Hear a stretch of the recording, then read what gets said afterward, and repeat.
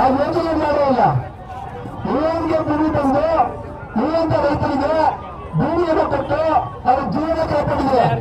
ಆದ್ರೆ ಈ ಬಿಜೆಪಿ ಸರ್ಕಾರ ಬಂದ್ಮೇಲೆ ರೈತರ ಭೂಮಿ ಇತ್ತು ಅದನ್ನ ಕಿತ್ಕೊಂಡು ಸರ್ಕಾರಕ್ಕೆ ಕೊಡ್ತಾ.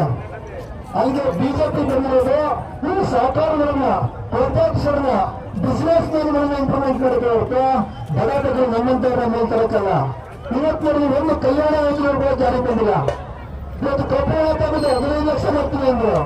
ಯಾವ ಕಪ್ಪಳ ಬರಲ್ಲ. ನಮ್ಮ ತಾಯಂದ್ರು ಎಲ್ಲ ಮಡಕಲ್ಲ ಕೊಡಕಲ್ಲ ಇಟ್ಕೊಂಡಂತ 50 ರೂಪಾಯಿ 100 ರೂಪಾಯಿ 500 ರೂಪಾಯಿ 1000 ರೂಪಾಯಿ ಬ್ಯಾಂಕ್ ಹಾಕಿ ಜೀವ ಕೊಂಡಿರಿ. ಇವತ್ತು 5,000 ಕೋಟಿ ದಂಡ ಹಾಕಿದ್ದಾರೆ. ಜೀರೋ ಬ್ಯಾಂಕ್ ಬ್ಯಾಲೆನ್ಸ್ 5,000 ಕೋಟಿ ನೋಡ್ರಿ. ಬ್ಯಾಂಕ್ನವ್ರು ಇವತ್ತು ಲೂಟಿ ಮಾಡ್ತಾರೆ ನಮ್ಮ ತಾಯಿ ಹಣಗಳನ್ನ. ಇವತ್ತು ನಾನು ಯಾವ್ದೋ ಒಂದು 56 ರೂಪಾಯಿ ಇಟ್ಬಿಟ್ರೆ ಒಂದು ವರ್ಷ ನೋಡ್ರೆ 15 ರೂಪಾಯಿ 27 ರೂಪಾಯಿ ಅವರೇ ಆಗ್ತಾ ಇದ್ರು. ಆದ್ರೆ ಇವತ್ತು ನಮ್ಗೆ ವರ್ಷಕ್ಕೊಂದ್ಸಾರಿ 150 200 300 ಹಾಕಿಲ್ಲ ಕಟ್ಟಾಗ್ತಾ ಇದೆ.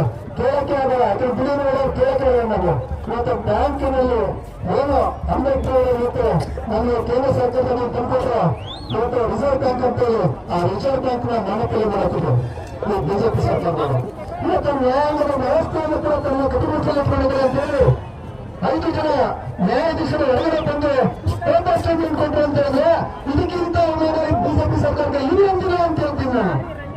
ನ್ಯಾಯಾಂಗ ವ್ಯವಸ್ಥೆ ಸ್ವತಂತ್ರವಾಗಿದ್ದಂತ ಸ್ವತಂತ್ರ ಪ್ರಜಾಪ್ರಭುತ್ವದಿಂದ ಒಂದು ವ್ಯವಸ್ಥೆಯನ್ನು ಇವತ್ತು ತನ್ನ ಕಟುಮುಚ್ಚಿಗೆ ಕೈಗೊಳ್ತಾರೆ ಅಂತ ಬಂದಿರೋದಕ್ಕೆ ಈಗಾಗಲೇ ಮಾಧ್ಯಮದಲ್ಲಿಯೂ ಕೂಡ ತನ್ನ ಕಡುಮುಚ್ಚಿಕೊಂಡು ತಾನು ಹೇಗೆ ಅಂತ ಪ್ರಚಾರ ಮಾಡಬೇಕಂತ ಹೇಳಿ ಕೆಲವೊಂದು ವಿಚಾರಗಳನ್ನು ಮಾತ್ರ ಪ್ರಚಾರ